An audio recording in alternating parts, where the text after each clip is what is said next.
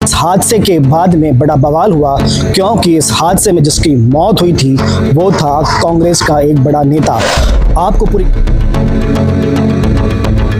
चाकू निकालता है और ताबड़तोड़ चाकू से वार प्रकाश पर किए जाते हैं। प्रकाश वहीं गिर जाता है और इसके अलावा ये चारों आरोपी फरार हो जाते हैं। मौके पर पुलिस पहुंची, 112 तथा एम्बुलेंस की मदद से तत्काल उन्हें अस्पताल पहुंचाया गया और अस्पताल में उन्हें मृत घोषित किया गया था। एक ब्लाइंड मर्डर केस और उन 4 अपराधियों को खोजना किस प्रकार संभव हो पाया? ये संभव इस प्रकार हो पाया।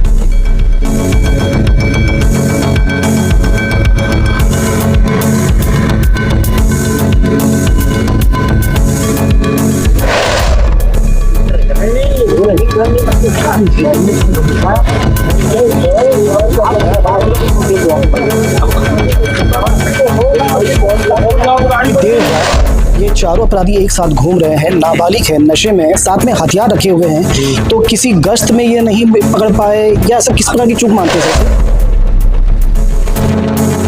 नमस्कार, मैं शिवेंद्र, आप देख रहे हैं 10 CG खबर। दुर्ग में ऐसा एक रात को हुआ कि मानो ऐसा लगा कि कुछ बदमाशों ने कुछ पैसा छीनने का प्रयास किया, पर ये छोटा सा हादसा एक बड़े हादसे में बदल गया। ये बन गया दुर्ग का एक ब्लाइंड मर्डर केस और इस हादसे के बाद में बड़ा बवाल हुआ क्योंकि इस हादसे में जिसकी मौत हुई थी वो था कांग्रेस का एक बड़ा नेता। आपको पूरी घटना में विस्तार से बताता हूँ। दरअसल 1 तारीख से 2 तारीख के बीच दरमियानी रात में प्रकाश सिंह कश्यप, जो कि सरपंच पति है, क्ली करीडी के पास इनका निवास है और ये उस रात को लगभग 2 बजे के आसपास शंकराचार्य में भर्ती अपने किसी परिजन से मिलकर लगभग 1 बजे 1:30 बजे के आसपास में अपने 3 साथियों के साथ में एक बाइक पर सवार होकर अपने घर करीडी की तरफ बढ़ते हैं। पर रास्ते में लगभग जब ये 1 किलोमीटर रोड क्रॉस करते हैं, कुछ 4 युवकों से कुछ रास्ता पूछते हैं, चूँकि अंधेरा हो चुका था। पर जब जैसे ही आगे बढ़ते हैं, वही 4 युवक जिससे इन्होंने रास्ता पूछा था, रास्ते में इनको घेरते हैं। पैसे को छीनने का प्रयास किया जाता है, मोबाइल को छीनने का प्रयास किया जाता है। पर जो ये 4 लोग थे, इसमें एक युवक जिसकी उम्र 19 साल की, नाम आदर्श था, और साथ में 3 नाबालिग थे। इन 3 नाबालिग को और एक उस आरोपी पर ये 3 लोग भारी पड़ते हैं। इसी दौरान आदर्श चाकू निकालता है और ताबड़तोड़ चाकू से वार प्रकाश पर किए जाते हैं। प्रकाश वहीं गिर जाता है और इसके अलावा ये चारों आरोपी वहां से फरार हो जाते हैं। पर जैसे ही प्रकाश को अस्पताल में भर्ती कराया जाता है और ये जानकारी मिलती है कि प्रकाश की मौत हो चुकी है, और उसके बाद में जब ये खुलासा होता है तब सामने आती है बात कि प्रकाश व्यक्ति जो है वो है सरपंच पति और वो कांग्रेस पार्टी का एक कद्दावर नेता भी रह चुका है। काफ़ी बवाल होता है, पुलिस भी काफ़ी प्रेशर में थी, पर पुलिस की गहन जांच के बाद इस अंधे कत्ल की गुत्थी सुलझ जाती है। लगभग सैकड़ों CCTV फुटेज खंगाले गए, बहुत सारे मुखबिरों के तंत्र का सहारा लिया गया। उसके बाद इस पूरे प्रकरण का खुलासा हुआ। आज एक प्रेस कॉन्फ्रेंस में दुर्ग पुलिस के एडिशनल SP ने इसका खुलासा किया। आइए सुनते हैं और जानने का प्रयास करते हैं CSP हर्षित सर से कि आखिर कैसे पुलिस इन आरोपियों तक पहुंच पाई। 1 और 2 की दरमियानी रात्रि करीब 2 बजे एक व्यक्ति मोटरसाइकिल से अपने 2 साथियों के साथ चौकी जेवरा अंतर्गत क्षेत्र में दमदा रोड से अपने गांव की ओर जा रहा था।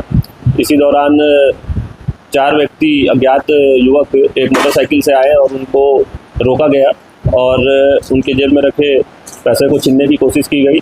इसी दौरान छीना झपटी में अज्ञात युवकों के द्वारा चाकू से वार करके प्रार्थी को घायल कर दिया गया था, जिसकी सूचना पे तत्काल मौके पर पुलिस पहुंची, 112 तथा एम्बुलेंस की मदद से तत्काल उन्हें अस्पताल पहुंचाया गया और अस्पताल में उन्हें मृत घोषित कर दिया गया था, जिसकी सूचना पर तत्काल पुलिस के द्वारा हत्या का प्रकरण दर्ज करके आरोपियों की पतासाजी चालू कर दी गई थी। इसी क्रम में वरिष्ठ पुलिस अधीक्षक महोदय के द्वारा CSP दुर्ग के नेतृत्व में टीम का गठन किया गया, जिसमें थाने की टीम और चौकी जेवरा की टीम और anti crime and cyber unit की टीम तत्काल आरोपियों की पतासाजी। अंधेरे में हुआ एक अंधा कत्ल। बड़ी बात ये, हजारों चेहरे के बीच में उन 4 चेहरों को खोजना, आखिर कैसे पुलिस उन अपराधियों तक पहुंची? सर, बड़ा विषय, एक ब्लाइंड मर्डर केस और उन 4 अपराधियों को खोजना किस प्रकार संभव हो पाया?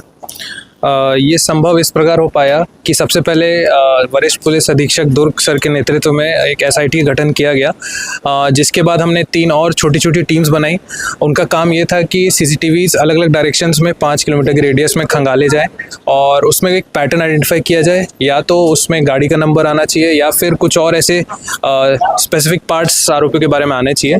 तो इसी सिलसिले में हमने सीसीटीवीज खंगाले और उसके बाद एक सीसीटीवी में कुछ सेकंड्स के लिए हमें 4 में से एक आरोपी उतर कर चलता हुआ और रेकी करता हुआ दिखा, जिसके बाद हमने उसके चलने का पैटर्न, जो टी शर्ट पहना हुआ था उसने, जो उसके हेयर स्टाइल था, उसके हिसाब से उसको एनालाइज करके जो संदेही आसपास हो सकते थे उनकी जाँच स्टार्ट करी। तो उसके बाद जब हमने उनको उठाया, उनसे बातचीत करी, तो उसके बाद फाइनली इस चीज़ का खुलासा हुआ और उसके बाद हमने बाकी आरोपियों को भी पकड़ा। सर, सीसीटीवी फुटेज के बाद में क्या मुखबिर की भी हेल्प मिल पाई? देखिए, बिना मुखबिर हेल्प के कुछ संभव नहीं है आज के टाइम में। टेक इंट हम जितना भी बोल दें, ह्यूमन इंट जो होता है उसका कोई ऑल्टरनेटिव होता नहीं है। तो टेक इंट के बाद ह्यूमन इंट और जो मुखबिर के हिसाब से हमने लोगों को आसपास जो चाकूबाजी के आदतन ऐसे अपराधी थे उनको उठाया, उसके बाद चीज़ का खुलासा हुआ। 2 बातें सर, क्या ये एक दुर्घटना थी जो हत्या में परिणित हुई, या फिर ये लोग हत्या ही करना चाहते थे, और क्या ये आदतन अपराधी हैं? पहला सवाल, दुर्घटना हत्या में कन्वर्ट हुई है, क्योंकि जो अभी विवेचना में स्टार्ट हुई है, हमने जो बातें जानी है उसमें ये है कि आरोपी नशे में धुत थे और उनका उद्देश्य ये था कि पैसे छीनकर या मोबाइल छीनकर वहाँ से फरार हो जाए ताकि कुछ उनको 5-10 हज़ार रुपये मिल जाए। लेकिन क्योंकि प्रार्थी हावी हो गए तो उसके कारण उन्होंने चाकू से हमला कर दिया, और क्योंकि हमारे आरोपी नाबालिग थे तो उनको लगा कि वो पकड़े जाएंगे, इस कारण से उन्होंने हमला कर दिया। सर, एक विषय ये भी कि देर रात ये चारों अपराधी एक साथ घूम रहे हैं, नाबालिग है, नशे में, साथ में हथियार रखे हुए हैं, तो किसी गश्त में ये नहीं पकड़ पाए, या सब किस प्रकार की चूक मानते हैं सर इसे? बिल्कुल, मेरा ये मानना है कि पेट्रोलिंग और जो चौकी प्रभारी है उनको और सजग होना पड़ेगा। स्पेशली ऐसी घटना अगर कोई मेन रोड में होती है तो इसके लिए पुलिस को डबल अलर्ट और इसको रेड वार्निंग की तरह लेना है। इसके तहत हम अब एक अलग से बाइक पेट्रोलिंग स्टार्ट कर रहे हैं जेवरा सिरसा चौकी में। उसके अलावा जितने भी संदेही हैं, जो भी चाकूबाज हैं, उन सब का हम पकड़ के MCU करवा रहे हैं, उनकी डेटा एंट्रीज करवा रहे हैं, और फ्यूचर में इस चीज़ को प्रिवेंट किया जाए, इसके हम पूरे प्रयास करेंगे। Thank you so much sir. तो आपने ये सुना कि किस प्रकार दुर्ग पुलिस इन कातिलों तक पहुंच पाई, पर बड़ी बात ये कि जो 4 अपराधी है, इन 4 अपराधियों में एक ही बालिग है और 3 नाबालिग है। अब आप सोचिए, रात के 2 बजे ये नाबालिग घूम रहे हैं, नशे में धुत घूम रहे हैं, तो उनके परिवार के लोग क्या कर रहे हैं? क्या परिवार को इस बात की चिंता नहीं है कि उनका घर का बेटा कहाँ पर है, किसी बुरी संगति में तो नहीं है? अगर परिवार के लोगों ने चिंता की होती तो शायद एक जान बच जाती, और कहीं ना कहीं आपको भी सजग होने की आवश्यकता है।